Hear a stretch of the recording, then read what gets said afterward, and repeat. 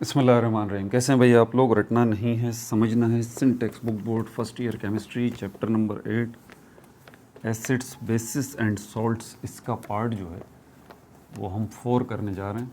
Copy pencil ले लीजिए, lecture को नोट करना है और मुस्कुराते रहना है।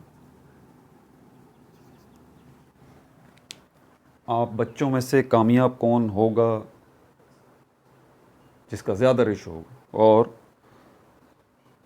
बज़ाहिर नाकाम कौन हो जाएगा? एक हैबिट अगर आपके अंदर है ना, तो मैं आपको अभी से बता देता हूँ। आप ECAT, MDCAT, JEE mains, advance, NEET, India से भी बच्चे हैं ना, अगर आपके अंदर ये हैबिट है तो आपको कामयाबी से कोई भी नहीं रोक सकता। और वो हैबिट एक ही है, लेक्चर को नोट करने वाली। लेक्चर को नोट करने वाली अगर आपके अंदर ये हैबिट है तो आपको मुबारक हो। ठीक है, इसमें काफ़ी चीज़ें हैं जो कि मैं नोट भी करवाऊंगा, बताऊंगा भी। ठीक है, इसमें जो है आप इक्विलिब्रियम कांस्टेंट, जी चैप्टर नंबर 6 जो आपने किया है ना, केमिकल इक्विलिब्रियम वाला, चैप्टर नंबर 7 केमिकल इक्विलिब्रियम वाला, उसकी हिस्ट्री बताऊंगा। वो इक्विलिब्रियम कांस्टेंट है ना, वो Kc है, उसके बाद Kn भी है, Kx भी है, वहाँ से आपको लेके चलूँगा, तब जाके आपको ये समझ में आएगा। ये क्या है हमारे पास, आज की जो टॉपिक है वो बता दूं ताकि आपको पता लग जाए क्या समझ में आएगा। एक तो ये टॉपिक है acids of strength of acids and bases. इसमें असल में ये टॉपिक है डिग्री ऑफ आयनाइजेशन वाला। ठीक है, जिसमें हमें एसिड या बेस की स्ट्रेंथ का पता लगता है। ये देखेंगे, छोटा सा टॉपिक है। उसके बाद सारी हिस्ट्री देखेंगे इक्विलिब्रियम कांस्टेंट की, Kc, Kp, Kn, Kx, ठीक है, और Qc, Ksp, Qsp, और उसके बाद फिर जाके आपको समझ में आएगा ये ionic equilibrium constant for acids and bases, जिसको हम Ka और Kb कहते हैं। Ka और Kb की डेरिवेशन जो है वो हम इसके अंदर करेंगे।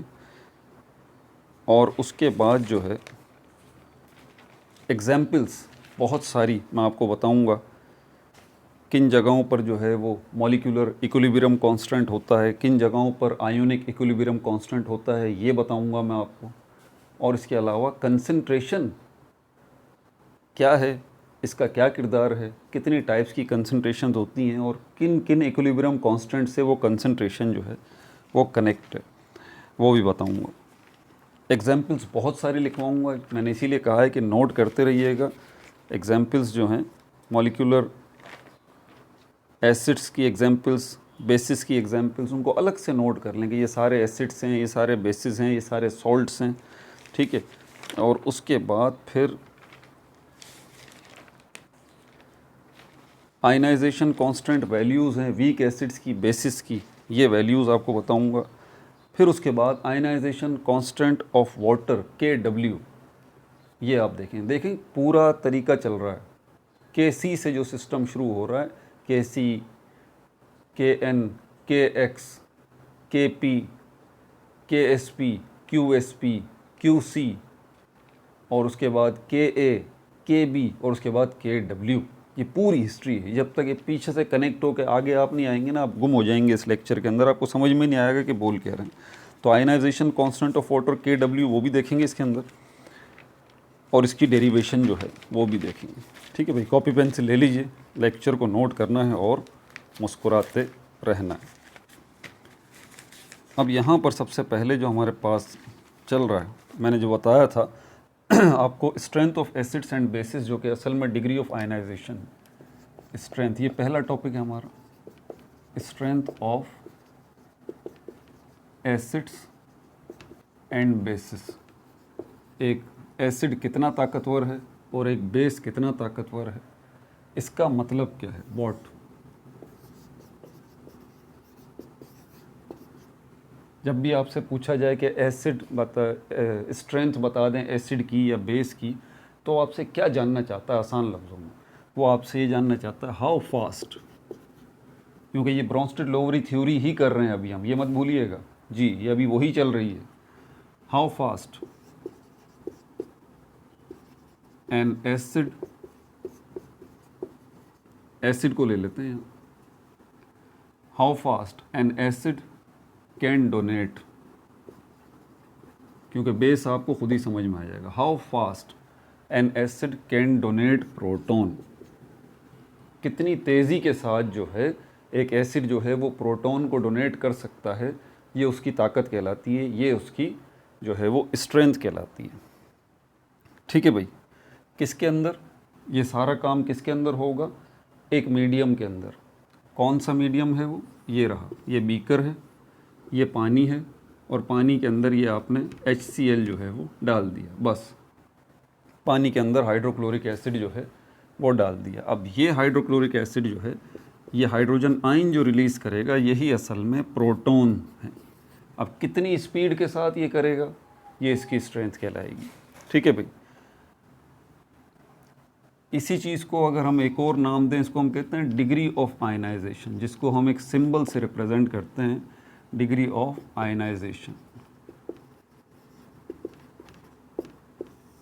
Degree of ionization. क्योंकि आपको पता है मैथमेटिक्स की ज़बान में हम बात करते हैं, तो क्या हम इसको कैलकुलेट भी कर सकते हैं? मैथमेटिकली मतलब क्या हम नंबर्स में बता सकते हैं कि भाई ये, जैसे मिसाल के तौर पर हम कहते हैं पेट्रोल बड़ा महंगा हो गया, तो पेट्रोल बड़ा महंगा हो गया तो फिर आपको पता लगेगा पेट्रोल जो है वो 300 रुपये लीटर हो गया। अब पहली जो बात मैंने बोली पेट्रोल बड़ा महंगा है, फिर इसी महंगाई को मैंने मैथमेटिकली एक्सप्रेस किया 300 रुपये लीटर। तो जब मैं ये कह रहा हूँ कि ये एसिड बड़ा स्ट्रॉन्ग है, तो क्या इस एसिड की इस स्ट्रेंथ को, इस ताकत को मैं मैथमेटिकली बता सकता हूँ नंबर्स की शक्ल में कि इतना ताकतवर है भाई? जी बिल्कुल बता सकते हैं। उसके लिए ये आपको डिग्री ऑफ आयनाइजेशन जो है ये समझना पड़ेगा। इसको ये है क्या, ये तो अभी आपको बताता हूँ। इसका सिंबल क्या है, इसका सिंबल, किस सिंबल से इसको रिप्रेजेंट किया जाता है? नो डाउट ये डिग्री ऑफ आयनाइजेशन आपको क्या बता रहा है, इसका काम ही ये है कि ये आपको एसिड बता रहा है, स्ट्रेंथ बता रहा है, सॉरी स्ट्रेंथ बता रहा है एसिड्स की या बेसिस की भी, ये इसका काम है।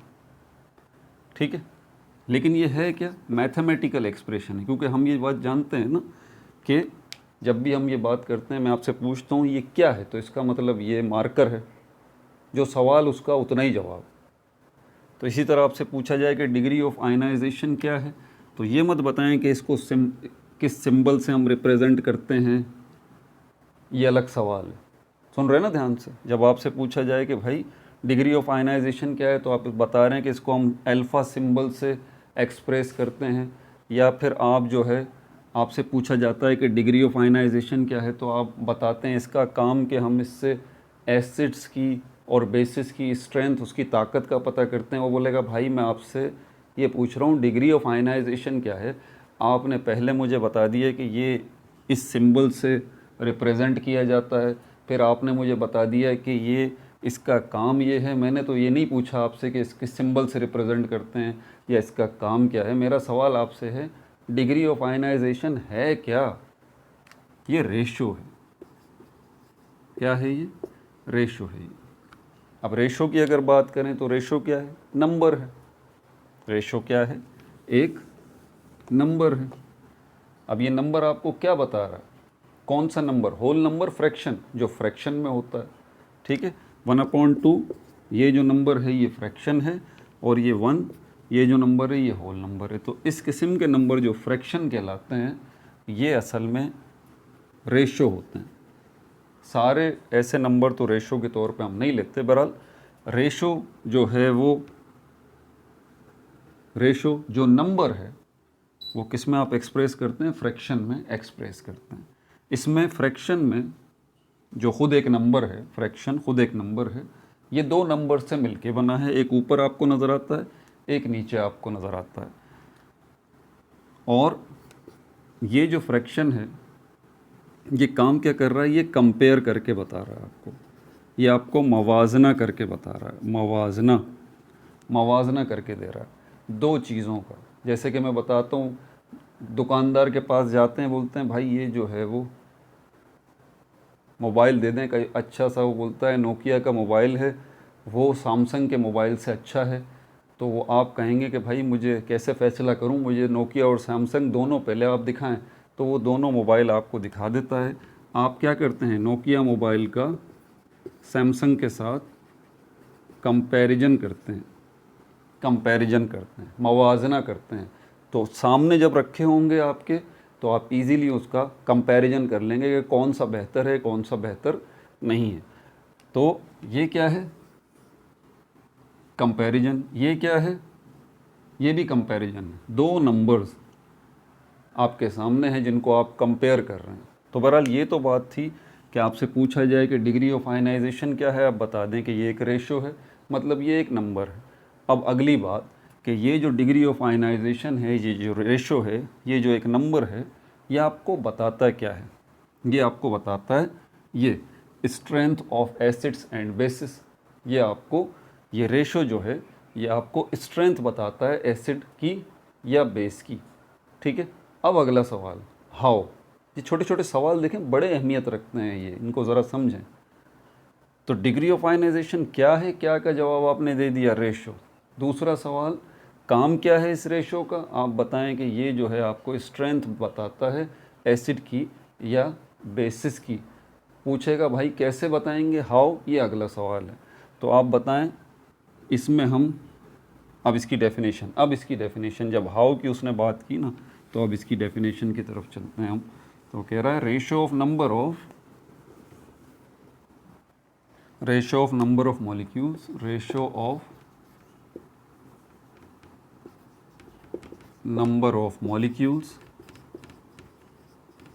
Ratio of number of molecules ionized या आयोनाइज्ड कर लें, ionized to the total number of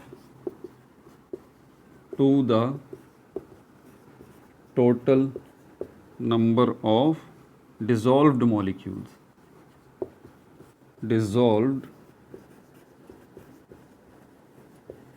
molecule। तो ये रेशो है, ये आपको क्या बता रहा है, नंबर ऑफ मॉलिक्यूल्स आयनाइज्ड, कितने मॉलिक्यूल्स आयनाइज हुए हैं। मिसाल के तौर पर ये बीकर ले लीजिए, ठीक है, इसमें आपने पानी लिया, ये हाइड्रोक्लोरिक एसिड है, इसके 100 मॉलिक्यूल्स हैं,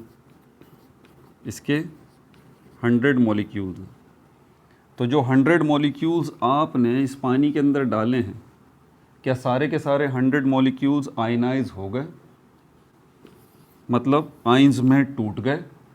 हाइड्रोजन आयन और क्लोराइड आयन में क्या 100 के 100 टूट गए? नहीं, 100% जो है वो कोई भी, जितने मॉलिक्यूल आपने डाले हैं वो सब के सब आयनाइज नहीं होंगे, वो सब के सब ब्रेक जो है वो नहीं होंगे, वो सब आइंस में नहीं टूटेंगे, बल्कि एक तनासुब होगा कि 100 जो है वो आपने डाले हैं, तो इसके अंदर से 90 मॉलिक्यूल्स या 95 मॉलिक्यूल्स जो हैं वो क्या हो गए, आयनाइज हो गए, डिज़ोल्व सारे के सारे हो जाएंगे। ये बात याद रखिएगा, 100 के 100 मॉलिक्यूल्स डिज़ोल्व हो गए, लेकिन डिज़ोल्व होने के बाद कितने आयनाइज हुए हैं, कितने आइंस में टूटे हैं, ये अभी तय करना बाकी है। तो आपने 100 मॉलिक्यूल्स किए हैं, 100 मॉलिक्यूल्स जो हैं वो डिज़ोल्व हो चुके, ठीक है, वो डिज़ोल्व हो चुके, ये 100 मॉलिक्यूल्स। और ये जो 100 मॉलिक्यूल्स डिज़ोल्व हो चुके हैं, इसमें से आयनाइज कितने हुए हैं, 90 हुए हैं। तो ये देखें, ये क्या है, फ्रैक्शन है, और ये फ्रैक्शन क्या है, रेशो है, और ये रेशो आपको क्या बता रहा है, कंपैरिजन बता रहा है। मवाजना कर सकते हैं आप, किस चीज़ का मवाजना कर सकते हैं कि हमने जो 100 मॉलिक्यूल्स मिसाल के तौर पे डिज़ोल्व किए थे, उसमें से कितने आयनाइज हुए। तो ये आपको टोटल नंबर ऑफ मॉलिक्यूल्स नज़र आ रहे हैं, ठीक है, ये टोटल नंबर ऑफ मॉलिक्यूल्स नज़र आ रहे हैं।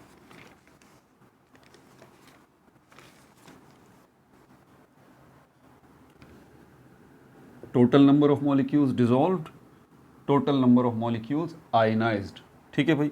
तो ये आपके पास क्या आ गया, ये आपके पास आ गया डिग्री ऑफ आयनाइजेशन। और इस तरह मैथमेटिकली जो है आपने किस चीज़ को बताया, आपने एक एसिड की स्ट्रेंथ को बताया।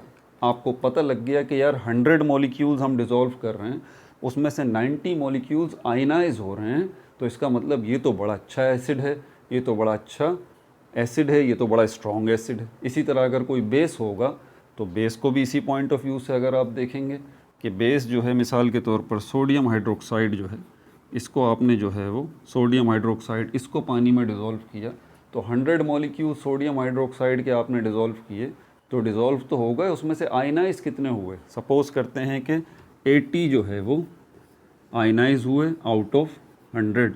तो ये जो नंबर है, ये जो रेशो है, ये असल में क्या है? इसी को हम कहते हैं डिग्री ऑफ आयनाइजेशन, और सिंबॉलिकली हम इसको इससे रिप्रेजेंट करते हैं। अब इससे आगे चलते हैं। क्या सिर्फ हम ये जो स्ट्रेंथ हमें पता लग रही है, रेशो की मदद से जो हम स्ट्रेंथ देख रहे हैं, ताकत देख रहे हैं किसी एसिड की या बेस की, तो क्या सिर्फ रेशो की मदद से ही ये मुमकिन है? नहीं, रेशो के अलावा परसेंटेज जो है, इससे भी आप ये काम ले सकते हैं। कैसे? कि जब आप रेशो निकाल लें तो उस रेशो को फिर जो है आप कन्वर्ट कर दें परसेंटेज में, तो वो कोई मुश्किल काम नहीं है। जो भी रेशो है उसको 100 से मल्टीप्लाई कर दें, आपके पास परसेंटेज आ जाएगी। जैसे यहाँ पर सीधी सीधी परसेंटेज हमें नज़र आ रही है, ये सोडियम हाइड्रोक्साइड वाली, कि 100 हमने सोडियम हाइड्रोक्साइड के मॉलिक्यूल डाले थे, उसमें से 80 जो है वो डिज़ोल्व हो गए, वो आयनाइज हो गए। सॉरी, 100 मॉलिक्यूल्स डिज़ोल्व हो गए, उसमें से 80 आयनाइज हो गए। तो इसको परसेंटेज में अगर देखना है तो सिंपल कैलकुलेशन है, 100 से 100 चला जाएगा। अब आपके पास क्या बचेगा? 80। तो आप कहेंगे कि ये जो बेस है, ये बेस स्ट्रॉन्ग है कि 80% जो है ये आयनाइज हो सकता है। अब एसिटिक एसिड को कंपेयर कर लें। एसिटिक एसिड जो है, एसिटिक एसिड CH3COOH, ये जो है हमारे पास, ये वीक एसिड है। इसका अगर आप रेशो निकालेंगे ना आउट ऑफ 100 के 100 एसिटिक एसिड के मॉलिक्यूल्स जो हैं, इसमें से बमुश्किल 2 मॉलिक्यूल जो हैं वो आयनाइज होते हैं। तो इसकी परसेंटेज देखें क्या निकलेगी। रेशो पहले निकालें, 2 आउट ऑफ 100, 2 आउट ऑफ 100। तो आप कहेंगे कि इसकी परसेंटेज कितनी निकली है? ये कितनी निकलेगी? 0.2%। या फिर 4 मॉलिक्यूल्स जो हैं वो आयनाइज हो जाएंगे, 100 मॉलिक्यूल्स में से 4 मॉलिक्यूल, तो आप कहेंगे कि ये 0.4% है। मैथ्स मेरी इतनी अच्छी नहीं है, ठीक है, तो आप ये इस तरह से जो भी रेशो निकालें उसको 100 से मल्टीप्लाई कर दें, परसेंटेज आपके सामने आ जाएगी। अब इसका बाकायदा फार्मूला लिख लें आप, क्योंकि ये जो भी मैंने लिखवाया ये तो सिंपल कैलकुलेशन है। तो इस तरह से आपको पता लगता है। देखिए, आप अगर जवाब देने के काबिल हो जाते हैं ना, तो इसका मतलब आपको समझ में आ रहा है। अगर किसी ने सवाल आपसे किया, आप जवाब देने के काबिल नहीं हैं, तो फिर इसका मतलब आपको समझ में नहीं आया। ठीक है भाई, इसका फार्मूला ज़रा नोट कर लें। Percentage of ionization, percentage of ionization, bracket में अल्फ़ा लिखेंगे हम, अल्फ़ा से रिप्रेजेंट करते हैं number of molecules ionized, number of molecules ionized divided by total number of dissolved molecules, total number of dissolved molecules multiply by 100। ये आ गया आपके पास formula. ये फार्मूला जो है दोनों के लिए इस्तेमाल होगा, ये एसिड्स के लिए भी और बेसिस के लिए भी। Quick review, acids, strength of acids and bases आपसे पूछा जाए कि भाई ये स्ट्रेंथ ऑफ एसिड से क्या मतलब है, तो आप बता दें स्ट्रेंथ ऑफ एसिड से मतलब ये हाउ फास्ट, अगर हम एसिड को लें, how fast N acid can donate proton, कितनी तेज़ी के साथ कोई एसिड जो है वो प्रोटॉन डोनेट कर सकता है। और इसी को अगर हम उसमें लें तो हम ये बेस पॉइंट ऑफ व्यू से कि स्ट्रेंथ ऑफ बेस से क्या मतलब है, तो आप ये बताएंगे how fast a base can accept proton, कितनी तेज़ी के साथ एक बेस जो है वो प्रोटॉन्स को एक्सेप्ट कर सकता है। लेकिन ये बात भूलिएगा मत कि ये आप किस थ्योरी के अंडर पढ़ रहे हैं। ये ब्रोंस्टेड लोवरी थ्योरी है। पहली थ्योरी आर्हेनियस की आई थी, उसके बाद ब्रोंस्टेड लोवरी थ्योरी आई थी। ये अभी वही चल रही है, उसी के पस मंज़र में, बैकग्राउंड में ये सारी बातें हो रही हैं। अब तीसरी थ्योरी जो आएगी लिविस थ्योरी, उसके ऊपर तो हम आगे बात करेंगे। ठीक है भाई, ये बात तमाम हुई। अब आगे चलते हैं और क्या है इसके अंदर।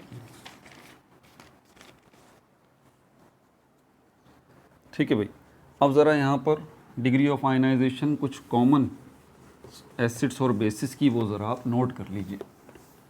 मैंने कहा था कि जो बच्चे नोट करने की उनके अंदर क्वालिटी है तो वो तो अभी से खुश हो जाएं कि वो कामयाब हो जाएंगे, उनको कामयाब होने से कोई नहीं रोक सकता। अच्छा, परसेंटेज आयनाइजेशन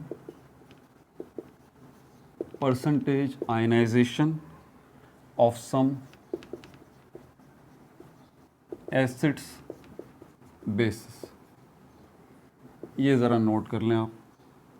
ठीक है, एसिड्स सबसे पहले और उसके बाद degree of ionization, degree of ionization. ठीक है भाई, उसके बाद बेसिस आ जाते हैं हमारे पास। Basis degree of ionization, degree of ionisation. Hydrochloric acid, देखिए नाम भी साथ साथ बताता हूँ, पढ़ना सीखें इनको। Hydrochloric acid, nitric acid HNO3, nitric acid, sulphuric acid H2SO4, और उसके बाद acetic acid CH3COOH। Degree of ionization इसकी है 90 से 95%, स्ट्रॉन्ग एसिड है। उसके बाद नाइट्रिक एसिड भी स्ट्रॉन्ग एसिड है, 90 से 95% डिग्री ऑफ आयनाइजेशन है। ठीक है, अच्छा, और उसके बाद जो है H2SO4 ये 60% जो है आयनाइज होता है फर्स्ट स्टेप में। इसका क्या मतलब है अभी बताता हूँ आपको। फर्स्ट स्टेप, इसका मतलब बताता हूँ फर्स्ट स्टेप का क्या मतलब। और एसिटिक एसिड जो है वो 1.4 इसकी परसेंटेज है डिग्री ऑफ आयनाइज। बेसिस की तरफ चलें, sodium hydroxide, potassium hydroxide, barium hydroxide और अमोनियम हाइड्रोक्साइड। अमोनियम हाइड्रोक्साइड सारे लिख नहीं सकता, इसीलिए मैं मुंह से बोल रहा हूँ, आप सुन सुन के भी नोट करते रहें। Sodium hydroxide, potassium hydroxide, barium hydroxide, ammonium hydroxide, ये तो स्ट्रॉन्ग बेसिस हैं 90 से 95%। ये पोटेशियम हाइड्रोक्साइड भी स्ट्रॉन्ग बेस है 90 से 95%। बेरियम हाइड्रोक्साइड जो है ये 2 फेजेस में डिज़ोल्व होगा, 77% ये फर्स्ट स्टेप में होता है। फर्स्ट स्टेप में इसका भी बताऊंगा ये फर्स्ट स्टेप कैसे होता है। और उसके बाद अमोनियम हाइड्रोक्साइड 1.4%। अब इससे आपको स्ट्रेंथ पता लग रही है। ठीक है, ये सारी कैलकुलेशन जो हुई है ये कहाँ से हुई है, उसी फार्मूले से हुई है, परसेंटेज डिग्री ऑफ आयनाइजेशन। ठीक है भाई, अब मैंने कहा था कि ये बताऊंगा आपको कि ये H2SO4 क्या है। तो H2SO4 ये फर्स्ट फेज़ में, असल में इसमें है दो हाइड्रोजन। जब इसको पानी में डाला जाता है ना H2SO4 को, तो फिर क्या होता है कि पहले स्टेप में ये एक हाइड्रोजन जो है वो निकल जाता है, तो ये बन जाता है hydrogen sulphate ion plus hydrogen ion. ये सिचुएशन बनती है, इसको कहते हैं फर्स्ट स्टेप। फर्स्ट स्टेप में 60% जो है आयनाइज हो जाता है आपका ये सल्फ्यूरिक एसिड, 60%। ये देखें अब क्या होगा, अब अगला स्टेप शुरू होगा। ये जो है हाइड्रोजन सल्फेट आयन, एक होता है हाइड्रोजन सल्फाइड डी वाला, गलती मत कीजिएगा, हाइड्रोजन सल्फेट आयन, इसमें फ़र्क रखिएगा। अब अगले स्टेप में ये हाइड्रोजन सल्फेट आयन जो है ये आयनाइज होगा, ये सल्फेट आयन बनेगा और हाइड्रोजन आयन जो कि प्रोटॉन है वो रिलीज़ होगा। तो ये 2 स्टेप में हो गया। इसी तरह बेरियम हाइड्रोक्साइड OH देखें 2 है, ब्रैकेट लगा हुआ है, तो यहाँ पर भी 2 स्टेप में होगा। बेरियम हाइड्रोक्साइड, इसको जब आप पानी में डालेंगे तो यहाँ पर जो है वो बेरियम माइनस और जो है बेरियम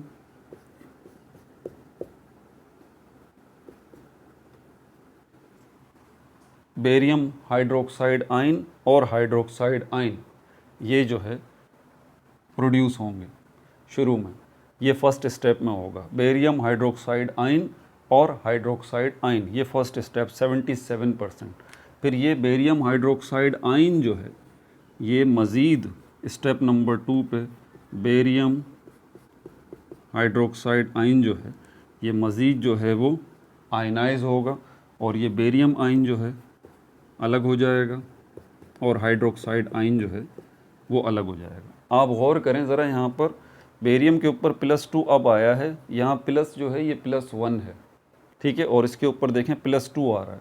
तो इसका मतलब यही हुआ कि ये OH2 जो इसके साथ थे तब इसके ऊपर कोई +1 +2 नहीं था, लेकिन जैसे ही एक OH निकला है इसके ऊपर +1 आ गया, दूसरा भी OH निकला है इसके ऊपर +2 आ गया। समझ में आ गई बात? ये कैसे पता? अगर आपको OH का पता है हाइड्रोक्साइड आयन का कि ये -1 है, -1 है और ये 2 हैं, यानी कि टोटल इनका -2 हो जाएगा, तो एग्जैक्टली ये बेरियम जो है ये +2 होगा डेफिनेटली, क्योंकि मॉलिक्यूल्स के अंदर न्यूट्रलाइजेशन का कॉन्सेप्ट होता है, वो न्यूट्रल हो जाते हैं, कि यानी कि जितनी नेगेटिविटी होगी उतनी ही पॉजिटिविटी होगी। ठीक है भाई, अब चलते हैं हिस्ट्री ऑफ इक्विलिब्रियम कांस्टेंट की तरफ। ये भी एक रेशो ही तो है, इक्विलिब्रियम कांस्टेंट, वो Kc जो है ना वो भी एक रेशो है। अगर आप चैप्टर नंबर 7 से शुरू करें ना तो यहाँ पर हिस्ट्री ऑफ इक्विलिब्रियम कांस्टेंट्स, इतने सारे आपने इक्विलिब्रियम कांस्टेंट्स जो है वो देखे हैं। जनरली इनको Kc से रिप्रेजेंट किया जाता है, Kc सब Kc ही होते हैं, लेकिन फिर उनके अंदर हम ज़रूरत के मुताबिक तब्दीली कर देते हैं। एक बुनियादी चीज़ आपने याद रखनी है, अभी जो हमारा टॉपिक है वो Ka और Kb है। ये Ka क्या है? Equilibrium ionization equilibrium constant for acids, इस तक पहुंचना है हमें। Ka जिस तरह ये Ka और Kb ये क्या है? Ionic equilibrium constant for acids, और ये क्या है? Kb ionic equilibrium constant for base, और उसके बाद Kw भी है हमारे पास। ये तीनों ही टॉपिक डिस्कस करने जा रहे हैं ना, इनकी भी डेरिवेशन हो। तो ये Kw जो है ये भी ionic equilibrium constant for water, ये पानी के लिए। अब कंसंट्रेशन का कॉन्सेप्ट देख लें क्या है। कंसंट्रेशन का मतलब होता है क्वांटिटी, मिकदार। ये देखिए, इसको समझ लें आप ज़रा, इतना मुश्किल नहीं है, कोई रॉकेट साइंस नहीं है, बड़ी आसान चीज़ है, बहुत आसान। ये बीकर है, इसमें पानी मौजूद है, आप इसमें सॉल्ट डाल देते हैं, सोडियम क्लोराइड आपने डाल दी। अब जो पानी के अंदर आपने सॉल्ट डाला है उसकी कुछ मिकदार डाली होगी ना, कुछ क्वांटिटी डाली होगी। अब जब मैं आपसे बोल रहा हूँ कि ये जो आपने सोल्यूशन बनाया है, सॉल्ट सोल्यूशन, मुझे इसकी कंसंट्रेशन बता दीजिए। तो इस लफ्ज़ को याद रखें, जब भी मैं आपसे पूछ रहा हूँ ना कि मुझे इस सोल्यूशन की कंसंट्रेशन बता दीजिए, तो मैं आपसे क्या जानना चाहता हूँ कि इस पानी के अंदर जितना नमक आपने डाला है या जो कुछ भी डाला है आपने, भले शुगर इसके अंदर डाली है, भले एसिड डाला है, भले बेस डाला है, कोई भी चीज़ आपने इस पानी के अंदर मिक्स की है, आप मुझे उसकी मिकदार बता दीजिए। आप मुझे उसकी मिकदार बता दीजिए कि आपने कितना एसिड डाला है, कितना सॉल्ट डाला है, कितना बेस डाला है, कितना इसमें ऐड किया है, मुझे वो मिकदार बता दीजिए। इसी बात को मैं ये कहूँगा, मुझे इसकी कंसंट्रेशन बता दीजिए। अब अगर आपने स्पून के हिसाब से जो है वो चम्मच के हिसाब से सॉल्ट को डाला है, तो आप बोलेंगे मैंने 2 चम्मच इसके अंदर डाले हैं, तो आपने कंसंट्रेशन बता दी। यही तो जानना चाहते थे ना कि भाई मिकदार बता दें। जो चीज़ भी आपने डिज़ोल्व की है इस पानी में उसकी मिकदार बता दें, मतलब कंसंट्रेशन बता दें। तो आपने बता दी कि मैंने 2 चम्मच इसमें डाले हैं। तो आप बोलेंगे भाई आप केमिस्ट्री के स्टूडेंट हैं, ठीक है, आम आदमी नहीं है, ये चम्मच का हिसाब नहीं होता। आप जो है किसी दूसरे, क्योंकि आपने ये जो 2 लिया है ना, ये क्या है, ये यूनिट है। आपने जो यूनिट लिया है यहाँ पर इस कंसंट्रेशन को एक्सप्रेस करने के लिए, वो आपने स्पून लिया है। तो बोलेगा भाई ये यूनिट मुनासिब नहीं है। आम घरों में ख़वातीन जो हैं वो ये किचन में इस यूनिट को इस्तेमाल करती हैं मिकदार बताने के लिए, कंसंट्रेशन बताने के लिए। आप केमिस्ट हैं तो स्पून का सहारा न लें, आप मुझे ज़रा दूसरे यूनिट में बताएं। तो दूसरे यूनिट की बात आई तो आपने बोला ग्राम में बता देता हूँ भाई। आपने बोला मैंने इसमें 200 ग्राम जो है वो सॉल्ट ऐड किया है। तो वो बोलेगा कि यार इससे आगे चलो, 200 ग्राम नहीं, हम ग्राम में भी बात नहीं करते, हम एग्जैक्ट जो केमिस्ट्री में टर्म इस्तेमाल करते हैं मिकदार बताने के लिए, कंसंट्रेशन बताने के लिए। फिर आप बोलेंगे ठीक है भाई ये लो, मैंने 3 मोल जो है वो सॉल्ट के इसमें ऐड की हैं, अब खुश हो? वो बोलेगा हाँ अब मैं खुश हूँ, क्योंकि आपने बिल्कुल केमिस्ट्री की टर्म इस्तेमाल की कि आपने 3 मोल जो है इसमें ऐड किए हैं सोडियम क्लोराइड के। आपने 200 ग्राम ऐड किया, 2 स्पून ऐड किए। ये अलग बात है कि ये तीनों मिकदारें हैं तो बराबर ही, बस उनका इजहार आपने डिफरेंट तरीके से किया है, ठीक है।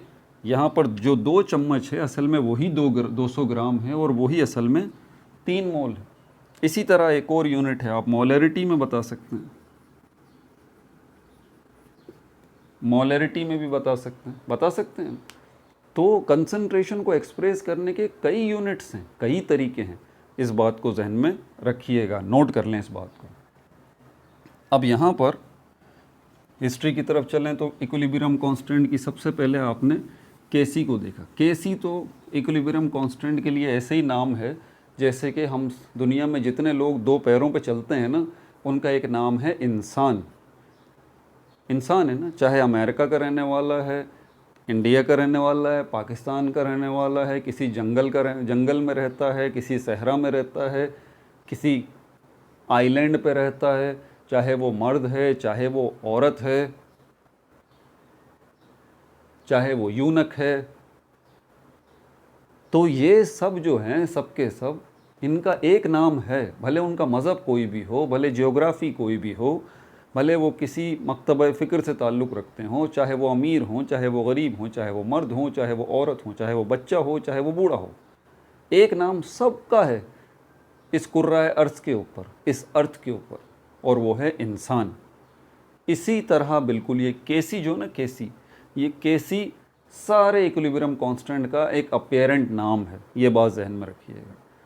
जब आपसे बोला जाए, कोई आपको बुलाता है लिसन ह्यूमन, आप बोलेंगे मैं जानता हूँ मैं इंसान हूँ भाई, ये तो आगे मुझे मेरा नाम भी है, मेरा नाम आसिफ रज़ा है, आप मुझे ये बुला लें। समझ आ गई बात? तो यहाँ पर केसी जो है वो तो एक जनरल टर्म है जो कि सबके लिए इस्तेमाल होती है, किसी भी किस्म के इक्विलिब्रियम कांस्टेंट हो।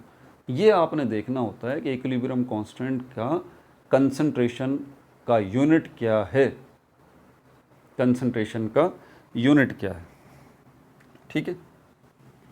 तो ये केसी आपने देखा जो कि जनरल सबके लिए है। इसमें जो हम यूनिट इस्तेमाल करते हैं वो कौन सा इस्तेमाल करते हैं? मोल्स का। मोल्स का भी कर सकते हैं, मोलैरिटी का भी कर सकते हैं, ठीक है। और जो है वो पार्शियल प्रेशर का भी कर सकते हैं, पार्शियल प्रेशर एटसेट्रा एटसेट्रा, जितनी भी केसी हैं, जितने भी केसी। अब सबसे पहले जो केसी को हमने देखा, सबसे पहला तो यही है, जब ये बात करता है केसी तो एक ही हमारे पास आ जाता है, दूसरा हमारे पास देखें आप काउंट करते रहें, केसी आ गया, फिर के एन आ गया, फिर हमारे पास के एक्स आ गया, फिर हमारे पास ये के एक्स भी हो गया, फिर हमारे पास के पी आ गया, के पी,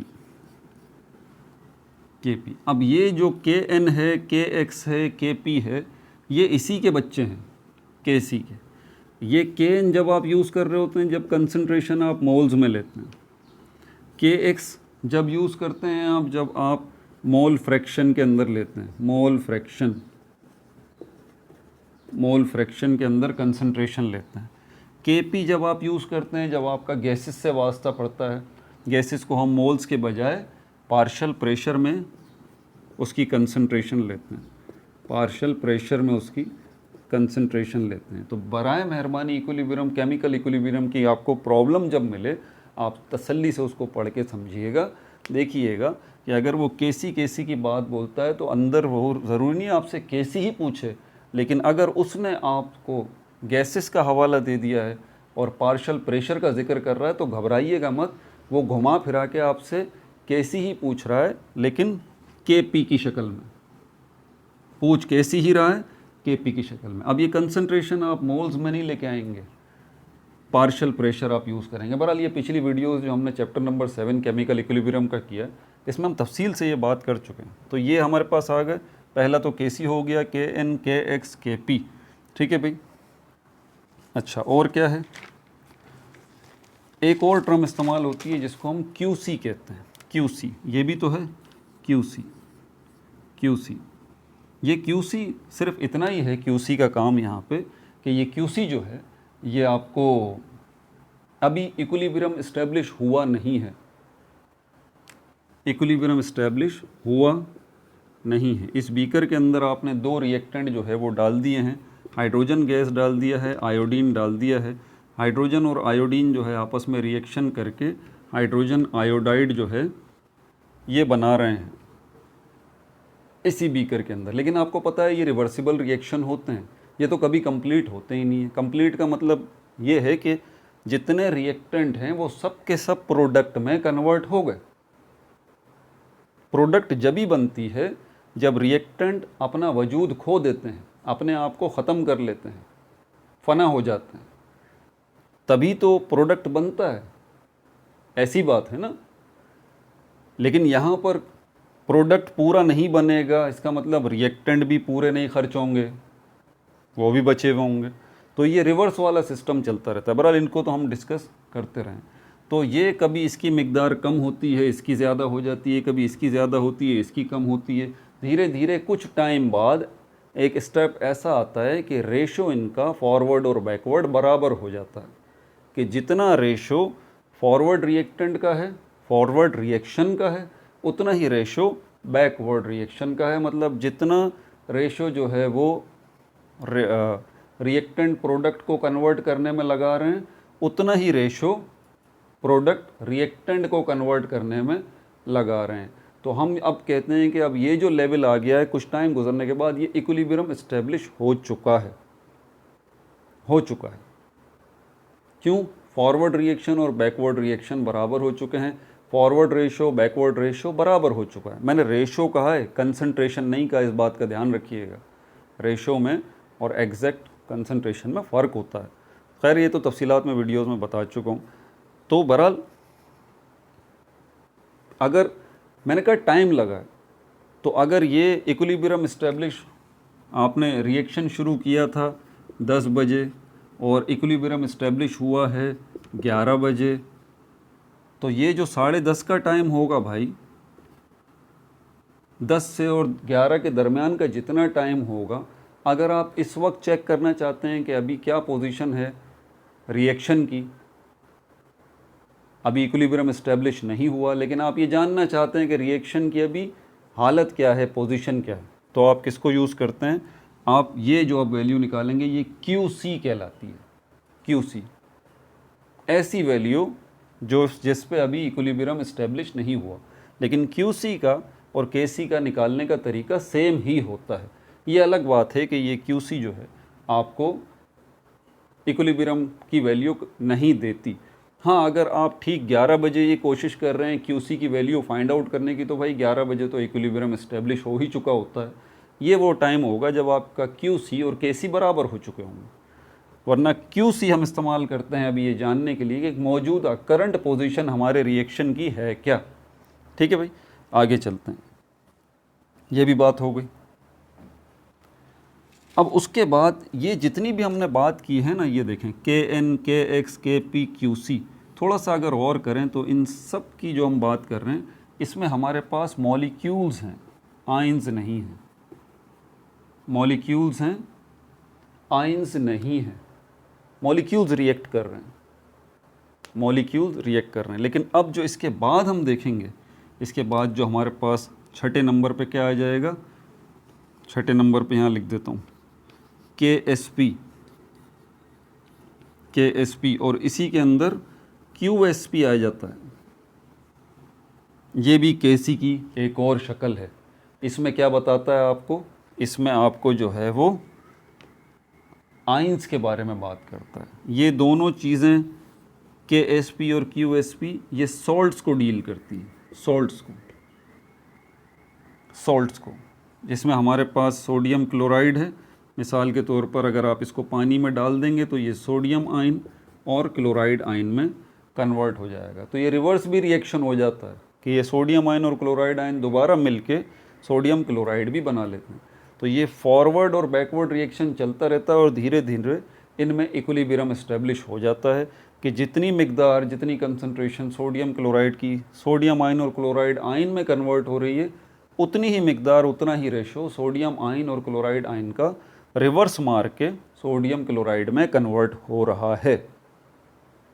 ठीक है भाई, तो यहाँ आप देखें आयंस की बात हो रही है। अब जो इक्विलिब्रियम इस्टेब्लिश हो रहा है वो आयंस में हो रहा है। तो आयंस के लिए, और आयंस में ख़ास तौर पे सॉल्ट्स के लिए जब हम बात करते हैं, एसिड्स की बात नहीं कर रहे यहाँ पर, याद रखिएगा, बेसिस की बात नहीं कर रहे, नहीं, उनके लिए अलग मामला है, हालांकि वो भी आयंस बनाएंगे।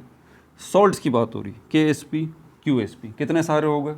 अब क्लियरली फ़र्क समझ में आ गया, ये मॉलिक्यूल्स वाले हैं, ये आयंस वाले हैं। ठीक है, क्योंकि आयंस वालों को समझाना इसलिए ज़रूरी है सॉल्ट्स में, क्योंकि इसमें जो फार्मूला लगता है उसमें जो डिनोमिनेटर है उसमें कुछ नहीं होता, खाली। जी, ये बात जहन में रखिएगा। ऐसे ही होता है ना, KC का फार्मूला, या KC का फार्मूला यहाँ C है और यहाँ पर जो है वो D है और यहाँ पर A है और यहाँ पर B है। तो जब आप ये KSP लेते हैं और QSP लेते हैं तो ये चीज़ें नहीं होती, सिर्फ ये होता है, सिर्फ आयंस की बात करते हैं, आयंस की, इसकी बात नहीं करते। तो ये भी एक फ़र्क है। अब चलते हैं सॉल्ट्स और सॉरी एसिड्स और बेसिस, जो कि हमारा एक्चुअल टारगेट है। मैंने बताया ना ये KW, अब इनकी, इसीलिए ये याद रखिएगा। अब ये KSP को, QSP को आप क्या नाम देंगे, ionic equilibrium constant. Ionic equilibrium constant salts के लिए भी यही होगा और एसिड्स के लिए भी आयोनिक इक्विलिब्रियम कांस्टेंट होगा, बेसिस के लिए भी आयोनिक इक्विलिब्रियम कांस्टेंट होगा, और प्योर वाटर के लिए, प्योर वाटर के लिए, जी प्योर वाटर भी आयनाइज होता है, प्योर वाटर के लिए भी आयोनिक इक्विलिब्रियम कांस्टेंट होगा। अब पहले बारी बारी देख लेते हैं इसको।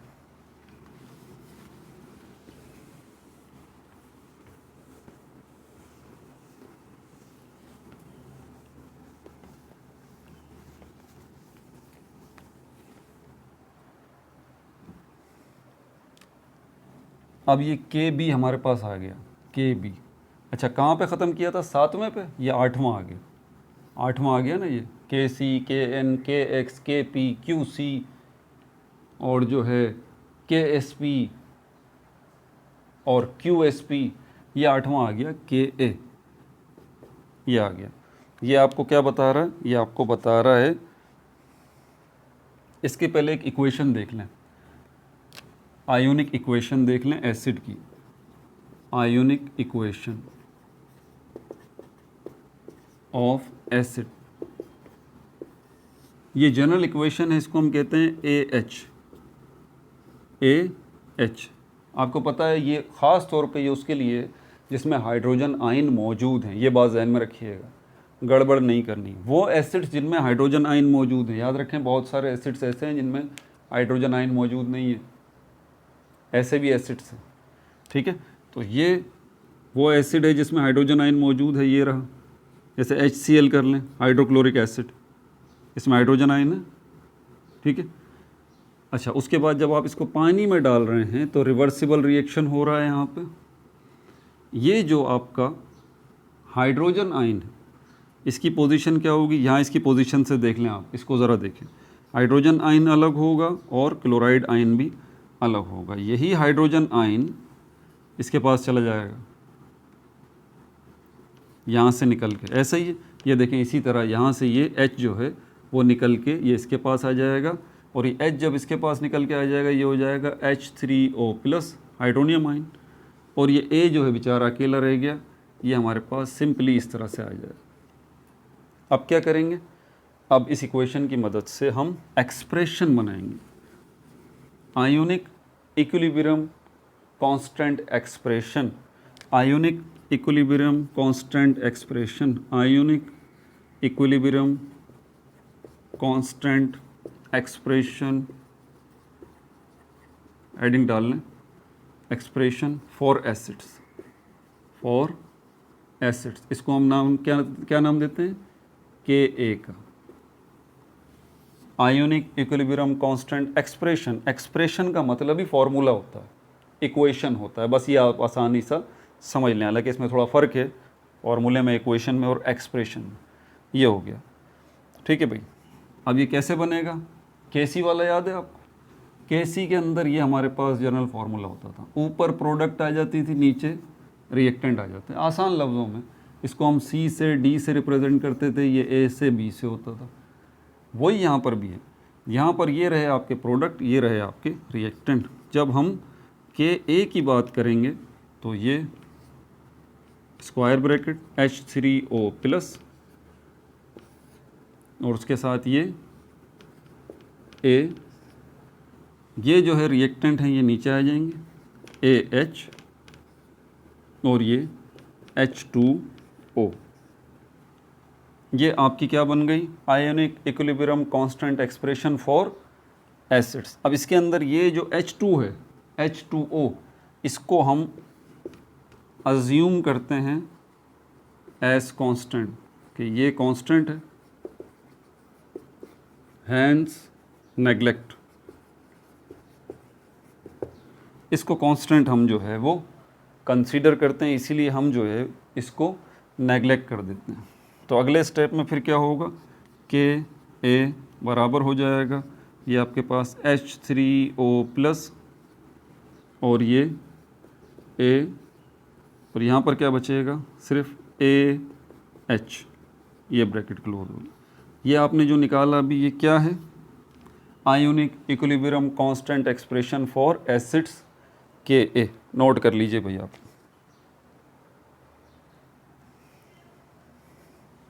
ठीक है भाई। अब देख लेते हैं, 8 हो गए Ka। अब Ka का फॉर्मूला हमारे पास क्या आ गया, तो क्या कर रहे हैं हम, history of equilibrium constant, ionic equilibrium constant expression, ये हो गया।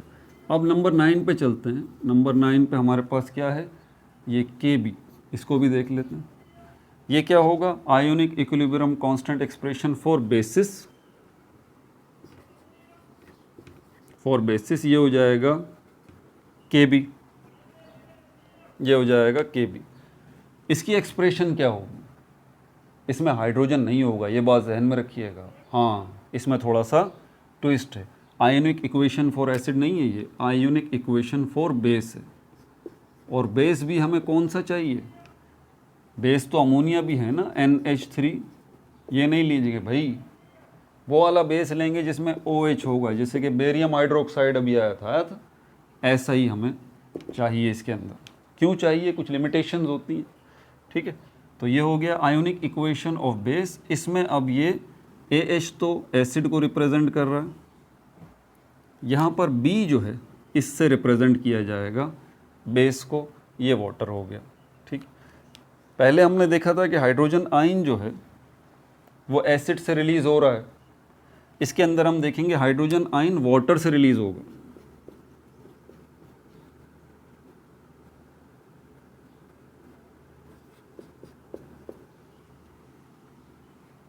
हाइड्रोजन आयन जो है वो वाटर से रिलीज़ होगा। इसकी इक्वेशन मैंने लिखी थी B+H2O BH, हाँ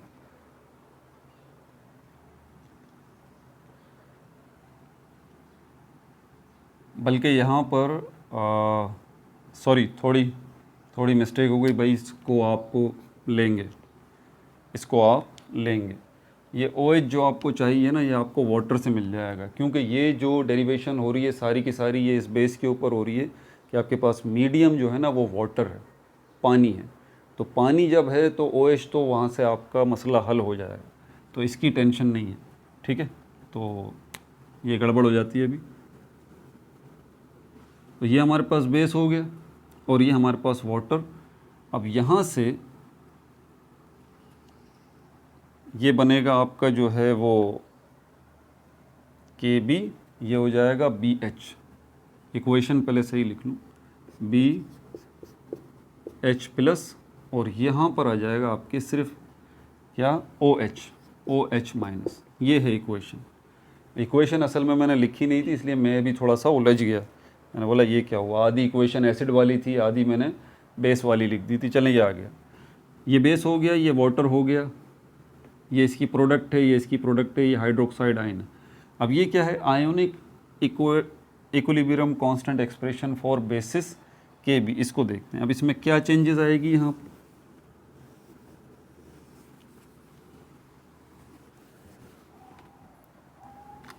ये हो गया हमारे पास Kb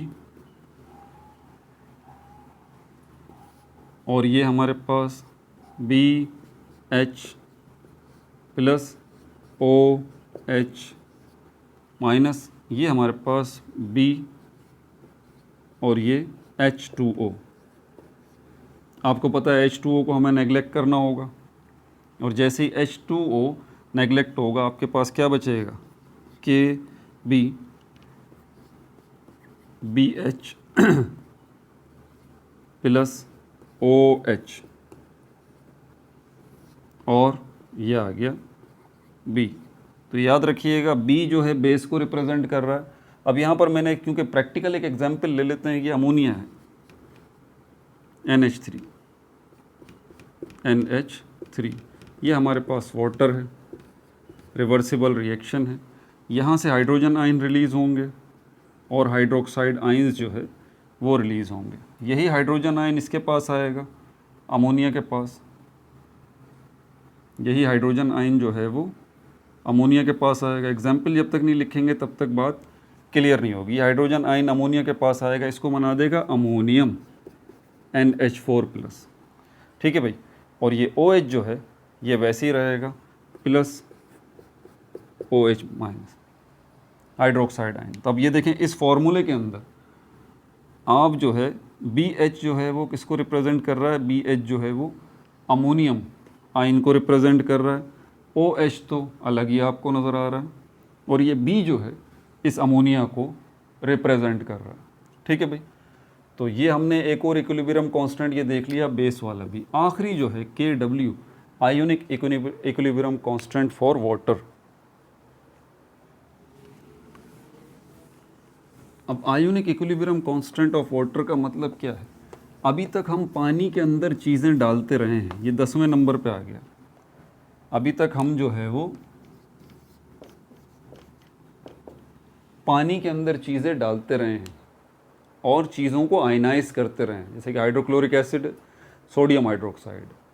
अब हम पानी के अंदर कुछ नहीं डाल रहे, पानी को ही आयनाइज कर रहे हैं जी, वाटर को आयनाइज कर रहे हैं। क्या वाटर आयनाइज हो जाता है? बिल्कुल हो जाता है, इस तरह से हाइड्रोजन आयन और हाइड्रोक्साइड आयन।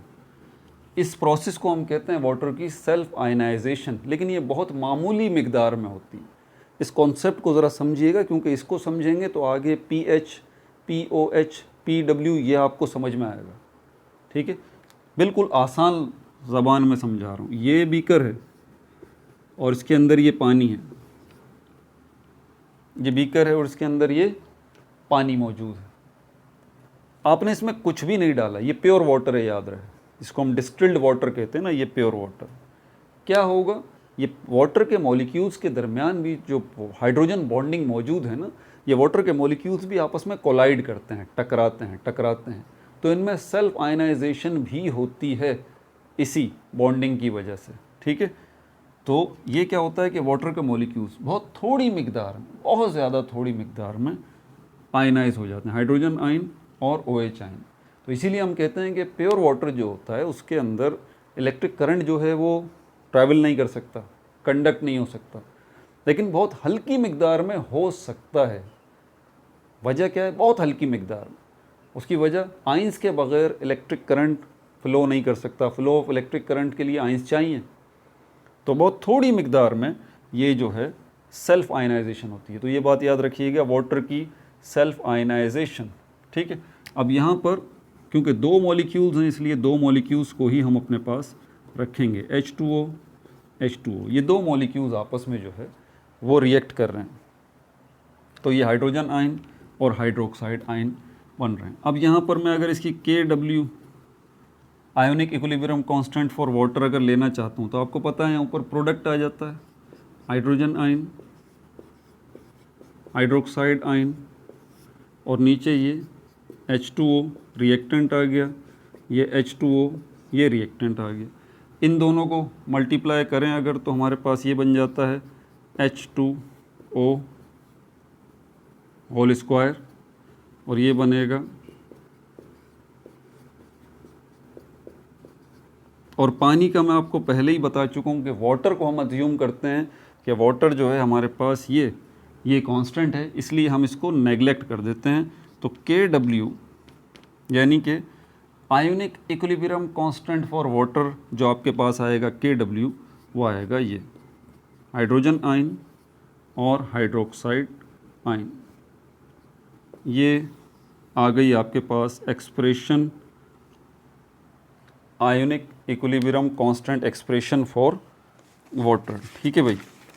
अच्छा, इसमें मैंने एग्जांपल्स भी लिखी थी, बहुत सारे मॉलिक्यूल्स की, बहुत सारी जो है वो सॉल्ट्स की, बहुत सारे जो है वो एसिड्स की, बहुत सारे बेसिस की, अलग से मैंने इनको नोट कर लिया था। तो अब यहाँ बोर्ड पे लिखवाना तो मैं थक गया हूँ यार, ठीक है। कुछ यहाँ पर ये भी हो गया, कुछ वैल्यूज़ हमारे पास जो है यहाँ पर ionic constant values of weak acids and bases, weak acids और बेसिस की भी हमारे पास आयनाइजेशन कांस्टेंट वैल्यूज़ मौजूद हैं। वो मैंने लिखवाई नहीं, वही मैंने लिखी थी लेक्चर में अपने नोट्स में जो है ना। तो बहरहाल ये बुक में भी मौजूद हैं, first year Syntax book board की बुक में ये मौजूद हैं। तो जिन बच्चों के पास ये बुक नहीं है, जैसे कुछ बच्चे इंडिया से हैं, अगर उनको ये वैल्यूज़ चाहिए तो मुझसे रब्ता कर लें व्हाट्सएप पे, मैं आपको पिक्चर्स जो है बना के इसकी व्हाट्सएप कर दूंगा, कोई टेंशन की ज़रूरत नहीं है, ठीक है। तो ये मैं आपको वहाँ से व्हाट्सएप कर दूंगा, जितने एसिड्स हैं, जितने बेसिस हैं, जितने सॉल्ट्स हैं, ख़ास, ठीक है। और जो है, ठीक है भाई। तो ये लेक्चर हमारा तमाम हो गया। अपना बहुत ज़्यादा ख्याल रखिएगा। No like no subscribe, only share.